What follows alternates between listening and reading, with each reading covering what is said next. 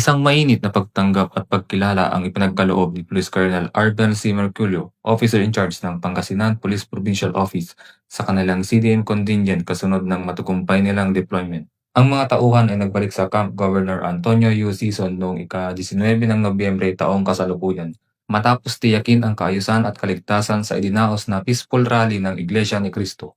Pinuri ni Police Colonel Merculio ang CDM personnel sa kanilang profesionalismo, disiplina, at dedikasyon sa pagpapanatili ng kaayusan at seguridad habang ipinapatupad ang maximum tolerance. Aniya, ang mapayapang pagdaraos ng aktibidad ay patunay ng epektibong koordinasyon ng kapulisan at komunidad. Tiniyak ng Pangasinan PPO na patuloy nitong palalakasin ang kahandaan at kakayahang magsagawa ng crowd management upang masiguro ang kaligtasan ng publiko bilang bahagi ng advokasya na ang bagong PNP para sa bagong Pilipinas. Serbisyong mabilis, tapat at nararamdaman.